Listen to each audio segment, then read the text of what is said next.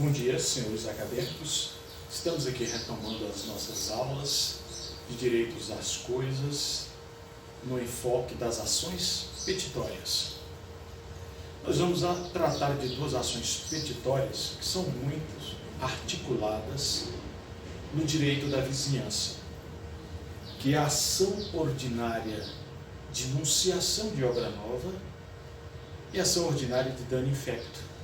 Essas ações são costumeiramente articuladas ali quando alguém de forma preventiva ou repressiva quer se defender do prejuízo que o imóvel vizinho possa gerar para ele. O muro que está sendo erguido, que vai trazer a sombra, a calha que está sendo construída, que vai projetar águas na parede do imóvel vizinho, ou o imóvel vizinho que está com o teto em ruínas, prestes a desabar, a parede está trincada, rachando. Então nós vamos ter essas ações de enunciação de obra nova, que ela fazia parte no anterior CPC, agora também não está lá, mas ela é utilizada hoje pela doutrina como ação ordinária de enunciação de obra nova ou embargo de obra nova. E ela será utilizada sempre de forma preventiva para embargar a obra nova que está sendo edificada no imóvel vizinho ou muito próximo da vizinhança ali, que vai trazer algum prejuízo. A parede que está sendo levantada, que vai tirar a visão, que vai projetar sombras, o muro de forma desalinhada, a calha, o imóvel que não respeita as regras de construção. Então a parte interessada deve articular essa ação de forma preventiva, mas imediatamente. Porque se o muro já estiver pronto, não será mais obra nova. E aí vai precisar de uma outra ação, uma demolitória, ou qualquer outro aspecto, ou mecanismo de defesa da vizinhança para te garantir a segurança, a saúde e o sossego. Esses são os três pilares que se articulam aí no universo da vizinhança. Não dá para esperar. Em toda comarca há juízes plantonistas. Às vezes o muro começou a ser erguido no final de semana. O Poder Judiciário, a gente sabe, interrompe suas funções, as suas atividades às 18 horas ali, às vezes vai até 7 horas, mas é um juiz plantonista que fica sábado e domingo, e ele pode conceder, e deve conceder essa liminar, inclusive inaudita até a paz, sem ouvir a parte contrária, para interromper a obra nova que gerará esse prejuízo incontável ao vizinho. Se ele não estiver tão seguro, ele pode fixar um valor de caução para, no caso de alguma dúvida, reparar aquele que está fazendo a construção. Costumeiramente, às vezes, também o juiz, para evitar um grave prejuízo, um dano irreparável a quem está na obra, que está fazendo a obra no imóvel vizinho, o juiz autoriza o procedimento da obra e não acolhe o embargo da obra nova, a ação de enunciação de obra nova, fixando valor de caução para reparar aquele que ajuizou a ação de embargo de obra nova ou de enunciação de obra nova. Mas quando o juiz concede uma liminar, mandando interromper a obra no fim de semana, que o dono da obra, os pedreiros, os serventes não obedecem, acontece aí na esfera civil prospeções por atentado. E na esfera penal, a desobediência é uma ordem judicial. Pode acontecer o caso de flagrante, prisão por desobediência ao cumprimento de ordem judicial, e, é claro, o atentado na ordem civil, com reparação de danos materiais, morais. Então é preciso ter muito zelo.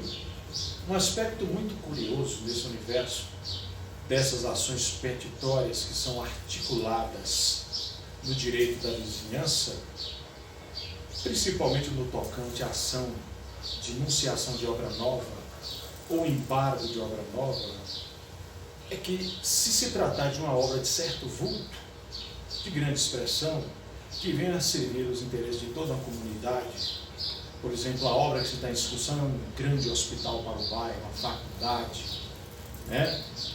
Você, caso venha interpor ação de embargo de obra nova ou de enunciação de obra nova contra essa obra de certo vulto, certamente a decisão do tribunal não vai ser contra o interesse público para assegurar o interesse particular. A dinâmica do Poder Judiciário se dá das decisões abarcarem em primeiro momento o interesse da coletividade, né, em face do interesse individual. Nesse caso, recomenda a doutrina, a jurisprudência, que a parte que está nessa circunstância faça um acordo, que termina abrindo mão daquele imóvel, vendendo para o município, o Estado, que está construindo esse hospital, esse órgão público, essa repartição de grande vulto e expressão, e ele constrói em outro lugar, para não gerarmos esse prejuízo a toda a coletividade em face do interesse individual. No tocante à ação de dano infecto, essa ação é articulada de forma repressiva, diferentemente da ação de enunciação de obra nova ou de embargo de obra nova, que tem um caráter preventivo. A ação de dano infecto é articulada de forma repressiva. A obra vizinha já existe lá, é a obra velha que está por lá, que está na iminência de ruína, de desabar as paredes, o teto, porque estão trincadas, rachadas, e antes que isso ocorra, a parte interpõe, portanto, essa ação petitória no universo da vizinhança, chamada dano infecto, para fazer a demolição ou obrigar o dono a fazer a reparação, até depositar valores de caução, para que sejam reparados a vizinhança de possíveis prejuízos gerados. Não se pode confundir, certamente, as ações petitórias com as ações possessórias. No universo das ações possessórias, nós temos o princípio da fungibilidade que ali é aplicada. Se houver confusão de uma ação possessória pela outra no ajuizamento, e não houver erro grosseiro, o juiz pode acolher a ação possessória equivocada como se fosse a certa.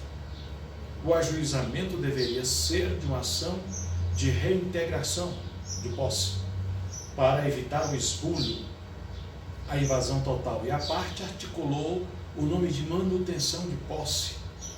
E o juiz termina acolhendo a manutenção como se fosse reintegração de posse.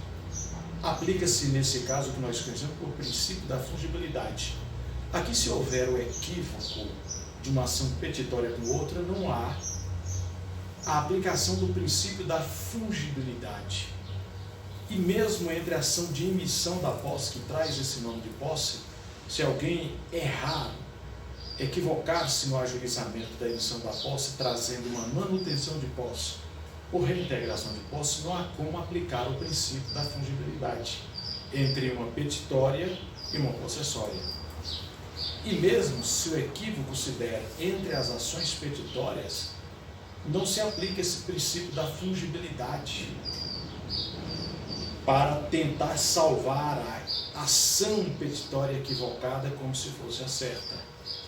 Nós temos que o princípio da fungibilidade ocorre em outras circunstâncias, como nós temos o sistema recursal, o recurso indisposto equivocadamente pode ser acolhido, se não houver erro grave, prejuízo para a terceira, como é um recurso adequado, nós vamos ter isso também no universo das tutelas, né, antecipadas, tutela de mérito, cautelar, julgamento antecipado de mérito. Às vezes o princípio da fungibilidade também abarca aí para salvar as partes, não havendo erro grosseiro ou prejuízo para terceiros. Mas esse princípio da fungibilidade está aqui no universo das possessórias. As possessórias também têm algo chamado caráter dúplice, ou seja, lá no universo das possessórias, o interdito proibitório, manutenção de posse, reintegração de posse, quando alguém vem fazer a sua defesa, essa pessoa que vai se defender poderá utilizar o chamado contra-ataque, o pedido contraposto, utilizando os mesmos argumentos do autor da ação para pedir que a posse seja protegida em seu nome. Vejam bem que algumas pessoas confundem esse pedido contraposto como se ele fosse um instrumento de defesa que nós conhecemos por reconvenção. há uma diferença sutil, porque a reconvenção, enquanto instrumento de defesa, é autônoma e independente.